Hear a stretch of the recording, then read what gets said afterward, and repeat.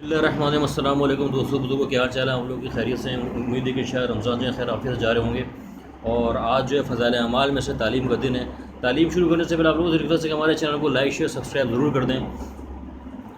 اور آج تعلیم شروع کرتے ہیں انشاءاللہ تعالیٰ۔ فضائل قرآن میں سے پہلے پڑھیں گے بسم اللہ الرحمن الرحیم۔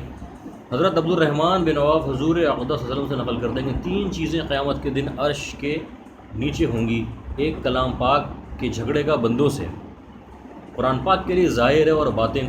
دوسری چیز امانت ہے، اور تیسری رشتہ داری جو پکارے گی کہ جس شخص نے مجھ کو جوڑا اللہ اس کو اپنی رحمت سے ملاوے، اور جس نے مجھ کو توڑا اللہ اپنی رحمت سے اس کو جدا کر دے۔ فائدے میں لکھتے ہیں کہ ان چیزوں کے عرش کے نیچے ہونے سے مقصود ان کا کمال قرب ہے، یعنی اقصبان و تقدس کے عالی دربار میں بہت ہی قریب ہوں گی۔ کلام اللہ شریف کے جھگڑنے کا مطلب یہ ہے کہ جن لوگوں نے اس کی رعایت کی، اس کا حق ادا کیا، اس پر عمل کیا، ان کی طرف سے دربار اقصبان و تقدس میں جھگڑے گا اور شفاعت کرے گا اور ان کے درجوں کو بلند کرائے گا۔ قرآن شریف کو پابندی سے پڑھنا، یہ فرمایا کہ وسلم نے فرمایا کہ اگر روزی رزق کی تنگی کا مسئلہ ہے تو سورہ واقعہ کو پڑھنا چاہیے کثرت سے۔ بیماری کا مسئلہ ہے تو سورہ فاتحہ کے اندر ہر بیماری سے شفا ہے۔ یہ قرآن سے جو ہے اللہ نے سارے مسائل کا حل بتا دیا۔ قرآن کی جو ہے وہ پابندی کرنی چاہیے۔ جو ناظرہ خواہ ہے اس کو چاہیے کہ وہ 1 پارہ روزانہ پڑھے۔ جو حافظ قرآن ہیں وہ 3 پارے روزانہ پڑھیں۔ قرآن پڑھنے کی برکت سے روزی رزق کی برکت ہوتی ہے۔ فضائل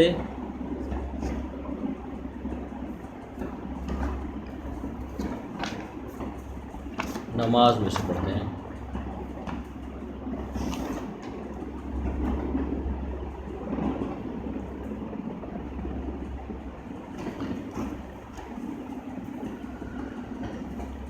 فضائل نماز میں سے حضور صلی اللہ علیہ وسلم کا ارشاد ہے، تعالیٰ شانہ نے یہ فرمایا کہ میں نے تمہاری امت پر 5 نمازیں فرض کی ہیں، اور اس کا میں نے اپنے لیے عہد کر لیا ہے کہ جو شخص ان 5 نمازوں کو ان کے وقت پر ادا کرنے کا اہتمام کرے اس کو اپنی ذمہ داری پر جنت میں داخل کروں گا، اور جو ان نمازوں کا اہتمام نہ کرے تو مجھ پر اس کی کوئی ذمہ داری نہیں۔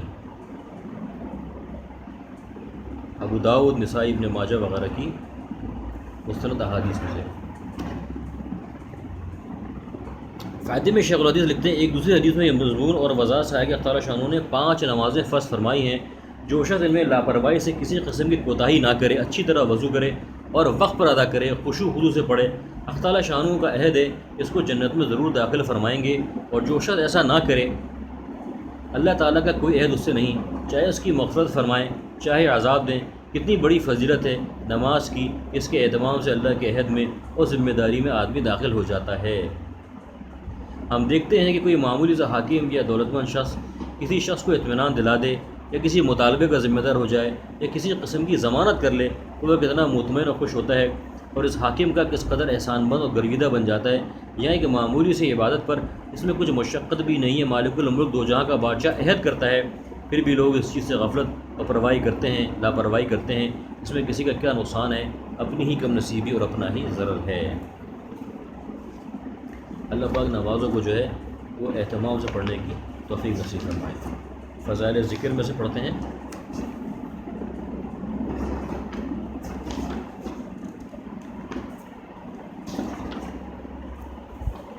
فضائل ذکر میں سے ہے حضرت معاذ بن جبل کی حدیث ہے۔ معاذ بن جبل اس کے راوی ہیں۔ نبی اکرم صلی اللہ علیہ وسلم کا ارشاد ہے کہ اللہ کے ذکر سے بڑھ کر کسی آدمی کا کوئی عمل عذاب قبر سے زیادہ نجات دینے والا نہیں ہے۔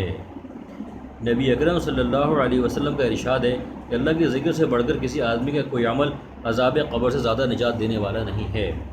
فائدے میں شیخ الحدیث لکھتے ہیں کہ عذاب قبر کتنی سخت چیز ہے، اس سے وہی لوگ واقف ہیں جن کے سامنے وہ احادیث ہیں جو عذاب قبر کے بارے میں وارد ہوئی ہیں۔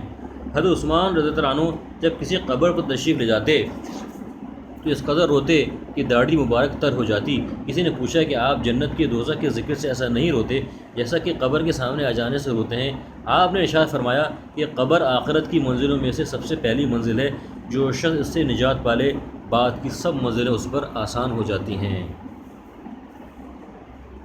اللہ پاک جو ہے اہتمام سے ہم کو ذکر کرنے والا بنائے۔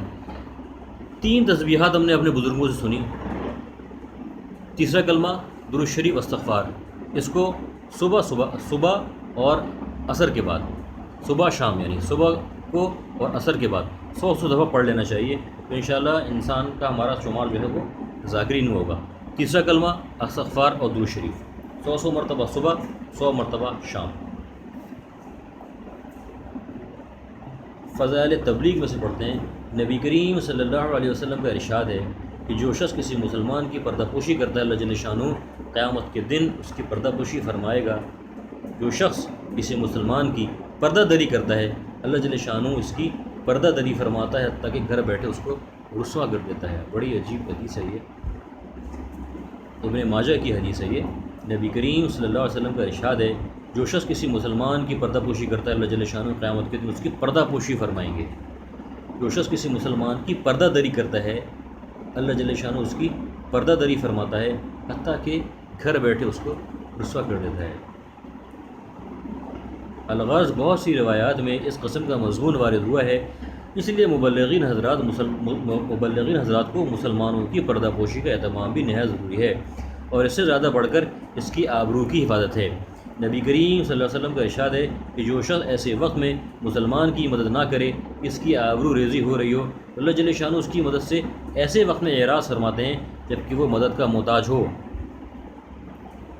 ایک دوسری حدیث میں نبی کریم صلی اللہ علیہ وسلم کا ارشاد مبارک ہے کہ بدترین سود مسلمان کی آبرو ریزی ہے.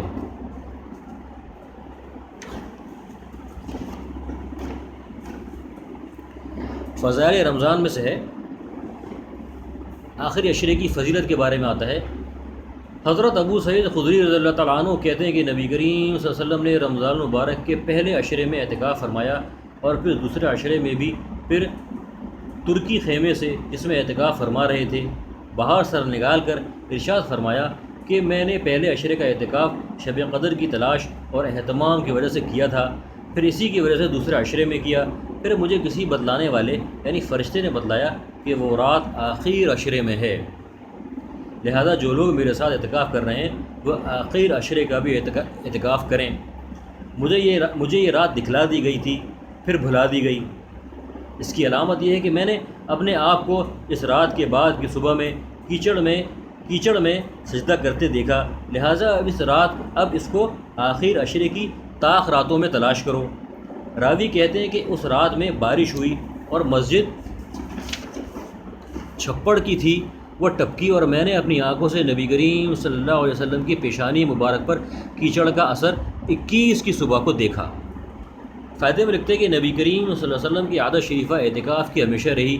اس مہینے میں تمام مہینوں کے اعتکاف فرمایا اور جس سال وصال ہوا اس سال 20 روز کا اعتکاف فرمایا تھا، لیکن اکثر عادت شریفہ چونکہ آخر عشرے کی اعتکاف کی رہی اس لیے علماء کے نزدیک سنت موقدہ وہی ہے. حدیث بالا سے یہ بھی معلوم ہو گیا اس اعتکاف کی بڑی غرض شب قدر کی تلاش ہے، اور حقیقت میں اعتکاف اس کے لیے بہت ہی مناسب ہے کہ اعتکاف کی حالت میں اگر آدمی ہوا ہو بھی تب بھی عبادت میں شمار ہوتا ہے، اگر آدمی سوتا ہوا ہو تب بھی عبادت میں شمار ہوتا ہے. اللہ پاک جو ہے وہ اللہ پاک جو ہے وہ رمضان کی جو ہے جتنے فضائل ان کو حاصل کرنے والا بنائے اور جو کچھ ہم نے سنا پڑھا اس کو دوسروں کو پہنچانے والا بنائے. دعا فرمائے اللہ پاک عمل کو توفیق نصیب فرمائے. ملتے ہیں انشاءاللہ اگلی تعلیم کے ساتھ. السلام علیکم ورحمۃ اللہ وبرکاتہ.